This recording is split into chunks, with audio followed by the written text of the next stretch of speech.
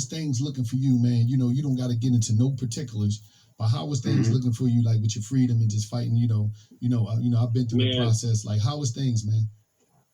For the most part, man, my case is great. And this is why the district attorney has been scared to go to trial. Me and my lawyer's been prepared to go to trial since June 2017. And, we've always been ready. So, the holdup is like, it's a whole bunch of fuckery, you know what I mean? So, the person is the opposite of my case. He has to paint this picture so he could go free for some gun charges he got, because me and that dude don't even have the same charges. But he just, for interviews, trying to tell people, what am I supposed to do if they trying to charge me with killing my friend? That nigga ain't even charged with that. So I don't even know what the fuck he talking about. The nigga's charged with bringing 3 guns to the club. That's what he got caught with. You know what I mean? So my situation is it's not a hard situation. It's just a hard charge. You know what I mean? And if anybody knows anything about law, they need you could beat anything by reasonable doubt. You know what I mean? With these kinds of cases, and it's too much of it. You got people that's been painting the narrative that I came to kill him for years. And then you got the dude's brother on Clubhouse talking about, yeah, we knew he was there and we wasn't ducking no smoke, so we came to see him. You know what I mean? So now this takes away your story of a motive that I came to kill you. You actually came to do some shit to me. Mm-hmm. So this is what I don't understand about the industry and with a lot of people, you know what I mean? Because, I helped start Drink Champs, you know what I mean? Nori's a good friend of mine, you know what I mean? He interviewed the dude. I didn't care about him interviewing him. I cared about what he allowed that nigga to say on his show. You know what I mean? If you were interviewing, you a journalist now, and you interview people, whatever. But when you got somebody on your show saying that I'm a murderer and I did this and I did that, and the shit ain't even true, that's the sad shit. You know what I mean? It's crazy. Certain people that was there that understand, and it's like, come on, you gave this dude a narrative to call me a murderer on a huge platform, and this is a platform that I helped start. That shit hurt my feelings. And it really didn't hurt my feelings when it first happened, because I was already desensitized to all of the shit the industry niggas do. So when it first happened, I wasn't even mad. It took me almost a year to get mad. It took me almost a year. It was just I don't know what point it hit me, and then I was like, damn, Nore. Because the same way I told you I'm going to run up on an artist I like, that's the same way I met Nore. I met Nore at MTV in the lobby. I said, yo, NRE, Nore, stand for niggas on the run eating. You my nigga, what's up? Mm-hmm. It's how I'm running down on niggas when I fuck with them. If I'm a fan of you, I got no problem saying I'm a fan of you. You know what I mean? So that's how I met him. So the day I met him, we kicking it. He like, yo, Tax, I heard your name somewhere before. So I'm like, I don't know. Then the nigga came back 20 minutes later. Ask Charlamagne this story.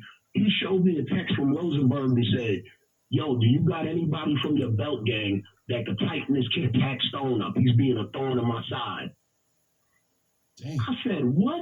Rosenberg just tried to put a hit on me? You supposed to be the cool radio dude. I'm supposed to be the ignorant street dude. I don't even do shit like that.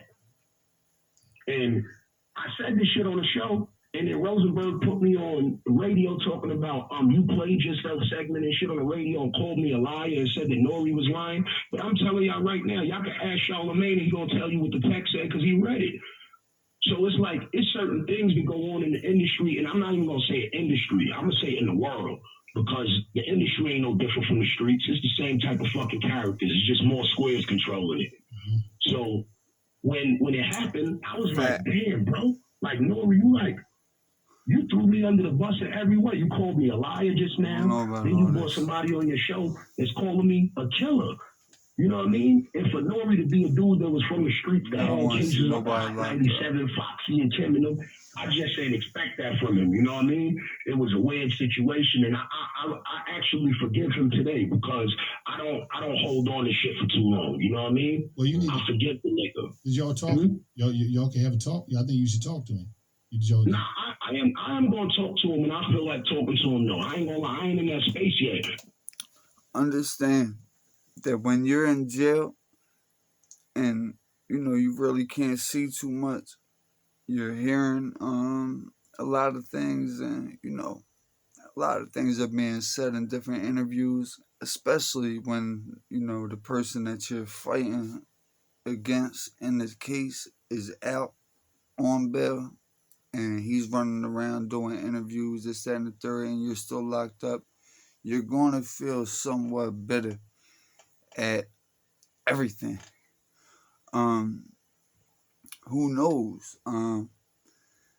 During that interview, he may have incriminated himself in some form or fashion. Who knows?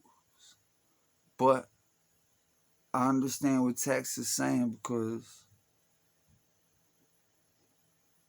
if I help you build a platform, and you were on Beats by the Kilo podcast network at one point, and I get booked, and you put my code D on the show and all that to pour mud on my name, I'm gonna feel some type of way too.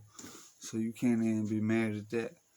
But that's how this industry is. You know, when they see you in the hole, they try to pour concrete in it, and yeah, that's how this industry is.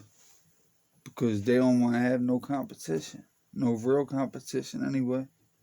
So I don't feel like screaming and no shit. You know what I mean? I'd rather have a real civilized conversation with him, because I really ain't got no hatred in my heart for the nigga. You know what I mean? I wish the nigga the best. But it's just that, like, I just feel like, yo, when you in your grave, when you sitting in jail, people will just piss on your grave and won't nobody throw no flowers. Like, I'm sitting here like, yo, bro, I helped you. I sat up day after day with NORE. I'm talking about getting them lawyers, all kinds of shit for the podcast. We discussing everything down to the gristle. Like, this ain't even no joke. Like, I was more invested in Drink Champs than I was invested with you, because I was in prison when I first hollered at you, and I just hooked you up with the people to help you. You know what I mean? Yeah. With him, it was like hands-on situation. That's why it's like, I think the first or second episode, me and Charlemagne is on Drink Champs, and then I'm on another episode a year later. You know what I mean? So it's like, that was the only thing that like really hurt me as far as like a relationship in the industry, because it was like, damn, bro, like this dude is trying to keep me in jail because of the shit he got caught with. Remember, Drink Champs wasn't popping like that when it first started. It was actually on CBS 3, CBS.com or something like that, and this ain't throwing no shade at all, but this is where it was released at, and they had probably about a year worth of shows. If you look back at their first shows, they don't own none of them. They're all owned by CBS or whoever, you know, own them. But when you look at stuff like that, you start to really, really pinpoint what's what. You know, NORE was on a downfall. You know, he was on a downward slope at that point. His rap career was drying up. And that podcast really saved him, that Drink Champs podcast. So I understand where Tax is coming from, because, you know, if it wasn't for that podcast, he wouldn't be where he's at. And when you got somebody that, I remember them first couple of episodes, you know, Tax came on there with Charlemagne. You know, they were just trying to help the podcast. They'll just put some names on there real quick. And, you know, I remember the episode where they really took off. It's crazy because nobody watched it at that point. And I remember Ja Rule was on there, and then he was talking about coming to Philly and all that. Then he said he ran through Pauls. He was rapping, and he ran through Dutch and Spade. So I hit my man Dutch up, like, Dutch, what's up? You know what I mean? You know, I'm from Philly, he's from Dutch from Philly too. So I hit Dutch up, like, what's up, Dutch? I know you ain't let this boy Ja Rule come and smoke you back in the day, bro. And Dutch hit me up like, yo, what you mean? You know what I mean? So I sent him the link, and they were still on CBS at that point. And there wasn't even no videos at that point for the podcast. So yeah, that's how real it was. So just know that nothing comes overnight. Drink Champs was like that for about a good 2 years. Then they took off.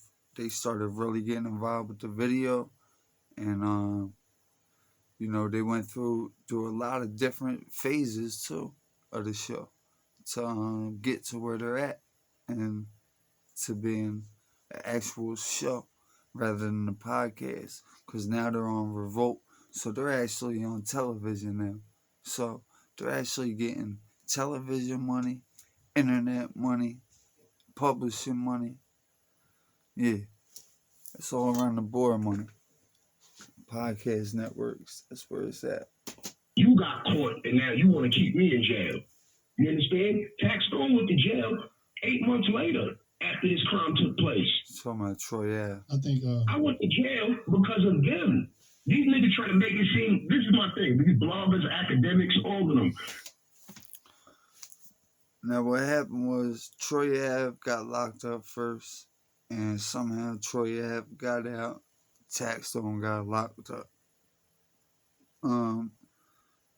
Basically because bloggers were painting the narrative that TaxStone was the one looking for smoke and all this, that, and the third. I think some DNA evidence came out. Don't mark my words on that, but I'm gonna let him speak. Like, why do they just post anything without being true or like that's not funny. And what's not even more funny is you talking about an open case, creating a narrative, because now look at El Chapo case. The judge told the jurors to not look up El Chapo when they go back to their hotel room. Humans are going to Google a nigga. A human might Google you while you're in the supermarket. So they go and Google the nigga, and now El Chapo's about to get a reversal because they went against the judge's rules. So my point is this. You just gave this dude a platform to say I'm a murderer on a huge platform. So now if a juror decides to go look our case up, he go look to Drip Champs and says, oh, well, he said that he was a murderer on Drip Champs. That's all I seen, because some of those jurors don't even have fucking common sense. Some of them not even pay attention to the case. Some of them are just going to sleep, and most jurors don't want to be there. So for you to paint a narrative that I'm a fucking killer or a murderer, that shit is fucking horrible, nigga. That's horrible. I would never do that to nobody.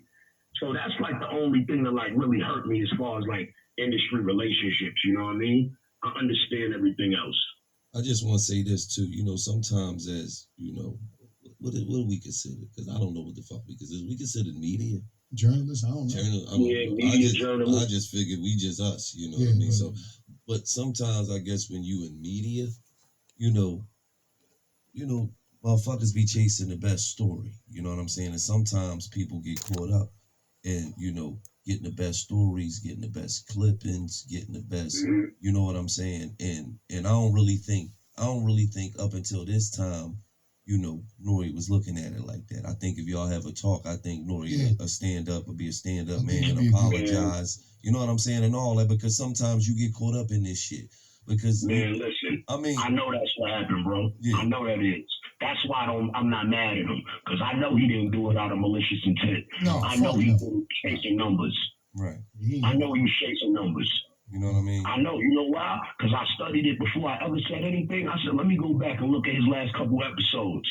And then I went and looked around and I seen what was going on. I said, oh my God, what happened was this. Joe Budden was making too much fucking noise and he needed to do something.